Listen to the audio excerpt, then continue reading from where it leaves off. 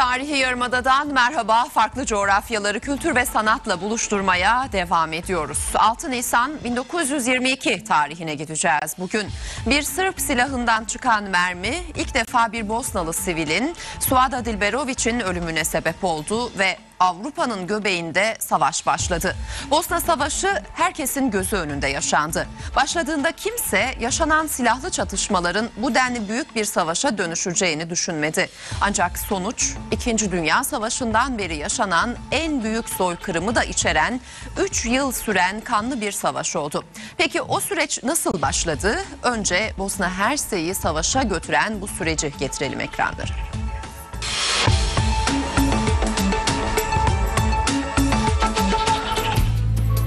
Dünyanın en büyük ve en saygın ülkelerinden biriydi Yugoslavya. Kurulduğu 1945 yılından itibaren 6 ayrı cumhuriyet ve 2 özerk cumhuriyete mensup Sırp, Hırvat, Boşnak, Arnavut, Sloven ve Makedonlar bu ülke çatısı altında yıllarca beraber yaşadı.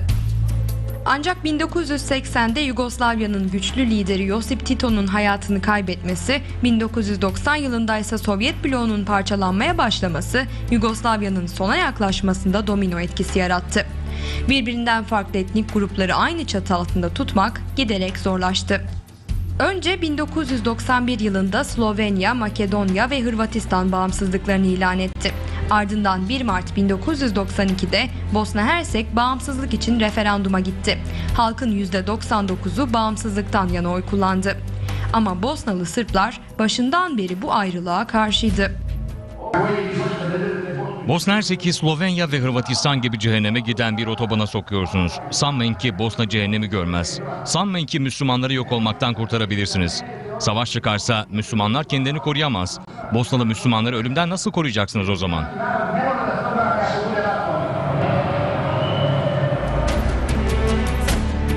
Referandumdan 2 gün sonra Sırplar Bosna'nın kuzeyini bombalamaya başladılar.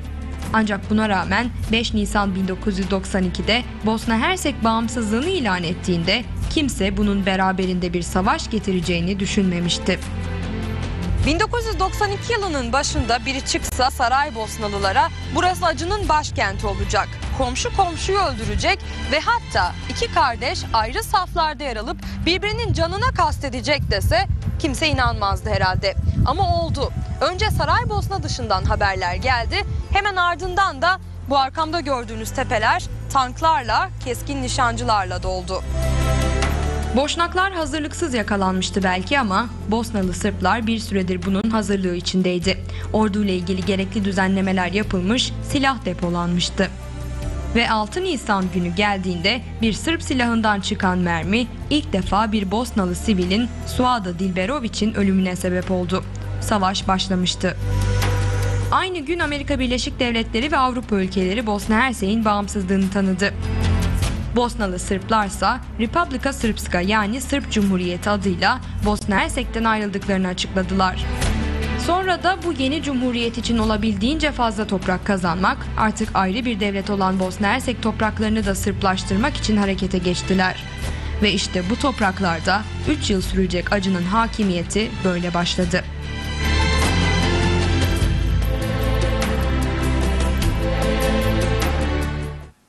Saraybosna'da dün kuşatma kurbanlarının anısına anlamlı bir konser verildi. Saraybosna'nın cellisti olarak tanınan, kuşatma yıllarında onurun sembolü haline gelen Vedran Smailović, savaş yıllarında Saraybosna'da kalan yabancı gazetecilerin daveti üzerine 16 yılın ardından ilk kez doğum yeri Saraybosna'ya döndü.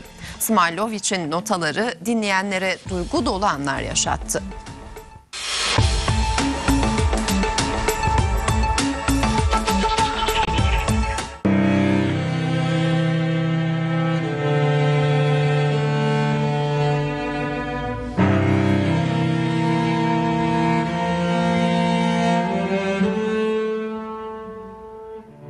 ...1993 sonbaharı, Saraybosna kuşatma altında. Ütülü smokiniyle bir adam sokakta cello çalıyor. Kuşatmayı delip şehre gelen ünlü şarkıcı Joan Baez durup onu dinliyor, çalmayı bitirdiğinde 2 müzisyen konuşmadan birbirlerine sarılıp ağlıyorlar.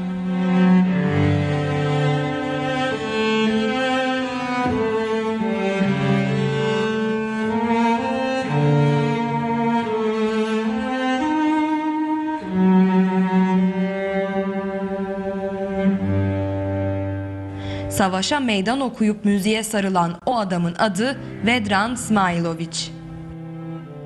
Saraybosna'nın cellisti lakaplı Smailović, savaştan sonra bıraktığı şehrine 16 yıl sonra ilk kez döndü. 20 yıl uzun zaman. Şehir de değişti, ben de değiştim. Siz de arkadaşlarınızı kaybettiniz, ben de. Savaş savaştır, delilik deliliktir. Bazı arkadaşlarım ülkelerine dönemeden mülteci olarak öldüler. Bugün burada 20 yıl sonra bize hepsini onurlandırmak, onları unutmadığımızı göstermek düşüyor. Vedran Smailović çalmaya başlamadan önce kuşatmanın kurbanları için 1 dakikalık saygı duruşunda bulunulmasını istedi.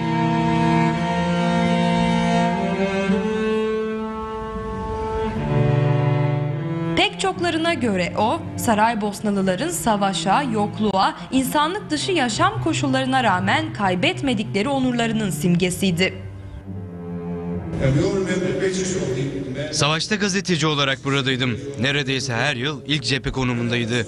Ve bu ortamda orta yaşlı bir adam hatırlıyorum. Sokakta ütülü pantolonu, pırıl pırıl ayakkabıları, bembeyaz gömleğiyle. Aç ya da üşüyor olabilirdi. Belki çok da korkuyordu ama onurluydu. Ondan pek çok şey alabilirlerdi ama onurunu alamadılar. Ve Vedran Smailović savaşta yıkıntıların arasında bombalar düşerken çaldığı cellosunu bu kez orkestra arkadaşlarıyla birlikte barışta çaldı. Smailović notalarıyla kendisini dinleyen herkesin yüreğine dokundu.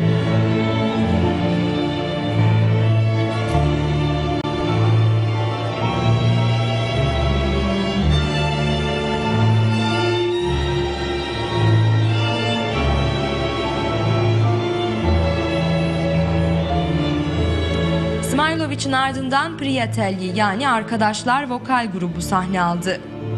Bu, bombalar düşerken dahi sniper ateşinden kaçarak provalarını sürdüren grup üyelerinin 20 yıl sonra ilk sahneye çıkışıydı.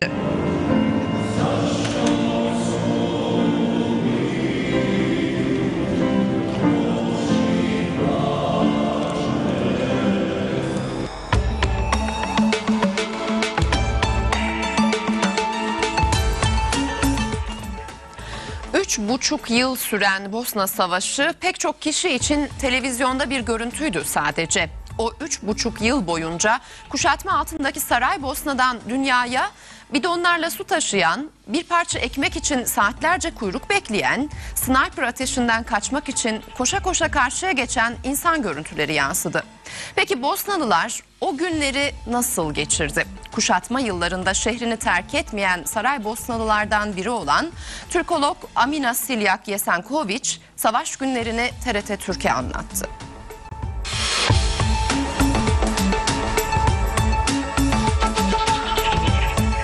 Uluslararası makamlarından veya uluslararası yardım kuruluşlardan bize çok taşlı pirinç gönderiyorlardı. Yani millet biraz uğraşsın, savaşı düşürmesin. Pirinci ayaklayana kadar günün geçiyor. Vietnam savaşından sonra kalan bisküviler vardı. Büyük teneke paketlerde. Onları da getirmişler insan yardım olarak. Ben o sırada yemin ettim, 65 doğumluyum. Benden büyük, yaşça büyük bisküvileri yemem. Benden küçük olanları tüketirim, evet. Misafirliğe giderken genellikle biliyorsunuz Türkiye'de de o adet var. Bir şey şeker, çikolata, baklava götürülüyor. En azından bir bidon su getiriyorlardı.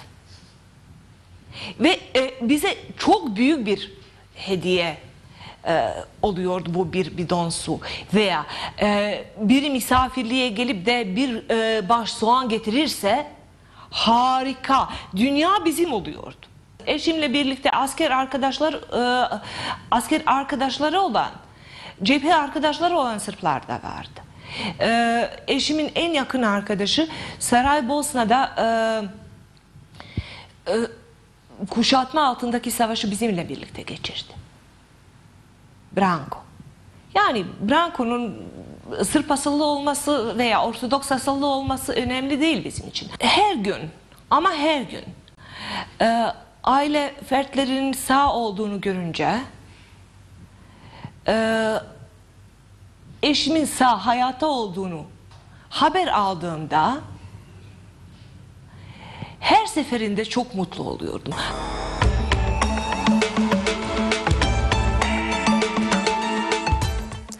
Kuşatma yıllarında yapılan tüm yayınlar, çekilen görüntüler, yazılı basında çıkan haberler ve Saraybosnalıların kuşatma tecrübeleri dijital bir müzede toplandı. Kuşatmanın Konuşan Tarihi isimli proje, kuşatmanın yıl dönümünde tanıtıldı.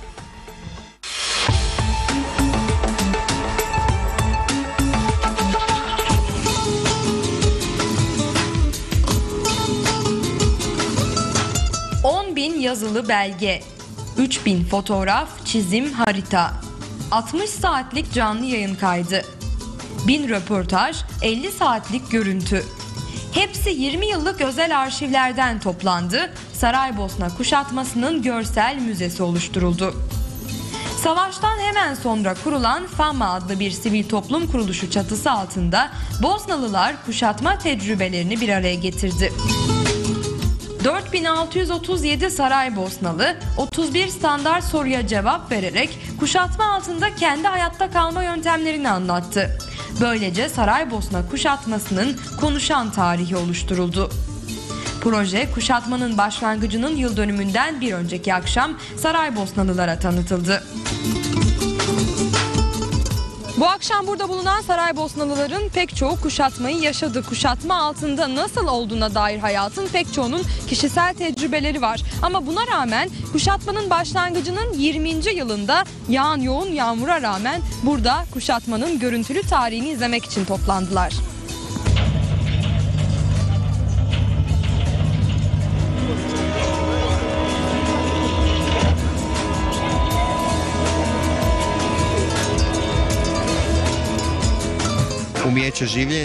Bu proje tarihin en uzun kuşatmasını yaşayan Saraybosna halkına hediye.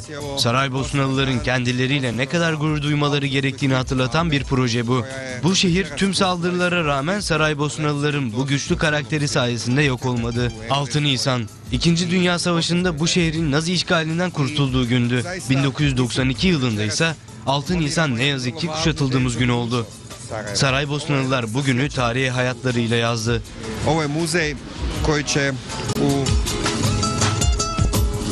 Projeyle belki de ilk defa bir savaşa dair bu kadar kapsamlı bir arşiv oluşturulabildi. Zira Bosna Savaşı video kayıt cihazlarının yaygın olarak hayatımıza girdiği 20. yüzyılın sonlarında yaşandı. Tüm dünya teknolojinin nimetlerinden faydalanırken Saraybosnalılar 3 yılı susuz, aç, üşüyerek ve elektriksiz geçirdi. Tüm bunların henüz 20 yıl önce dünyanın gözleri önünde yaşandığını unutturmamak için oluşturulan kuşatmanın konuşan tarihi arşivine bugünden itibaren www.famacollection.org internet adresinden ulaşmak mümkün.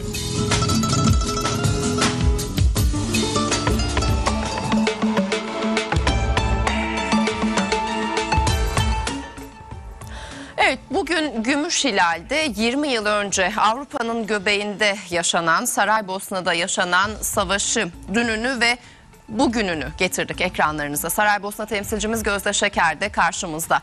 20 yıl sonra hayat belki Saraybosna'da normale döndü diyebilir miyiz Gözde? Bunu sorarak başlayalım dilersen. Dönmüş olsa bile aslında Saraybosnalılar sanıyoruz o yılların acısını hala yüreklerinde yaşıyor. Etkinlikler vardı, anma törenleri vardı. Biraz da bugünü senden dinleyelim.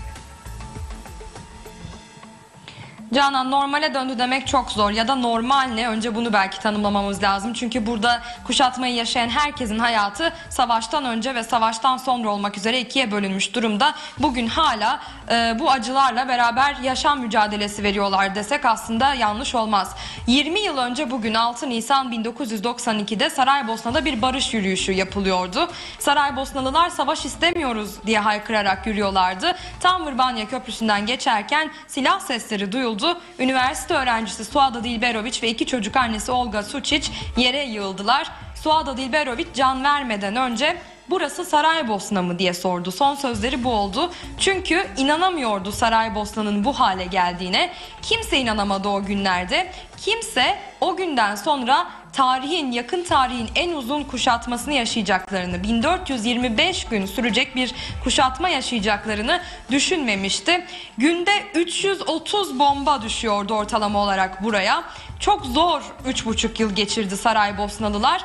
Tüm dünya onları görmezden gelirken onlar belki de onurlarını koruyarak en iyi mesajı verdiler dünyaya.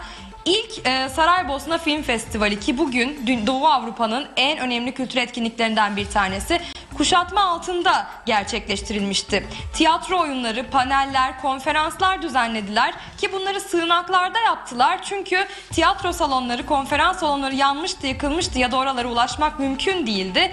Yani Saraybosnalılar gıda açlığının yanı sıra aslında kültür... Evet, Gözde Şeker'le bağlantımız kesildi. Gözde'nin anlattıkları 20 yıl önce bugün başlayan bir savaşın ardından Saraybosna'nın bugün geldiği durumdu. Saraybosnalıların daha o yıllarda aslında onurlu duruşlarını kaybetmeden bu 20 yıl süresince de bu duruşlarını nasıl sergilediklerine dönüktü. Biz de bugün Gümüşhilal'de Saraybosna'da yaşanan savaşı, dününü ve bugününü ekranlarınıza taşımaya çalıştık. Gümüşhilal'de böylece sona gelmiş olduk. Farklı coğrafyalardan kültür ve sanat haberleriyle hafta sonunda da özel bölümlerimizle karşınızda olacağız. Programımızda yayınlanan haberleri izlemek isterseniz arşivlerimizi www.gümüşhilal.com internet sitesinde bulabilirsiniz. Bize düşüncelerinizi yazmak için kullanabileceğiniz adresimiz de yorum@gümüşhilal.com. Tekrar görüşünceye dek hoşça kalın.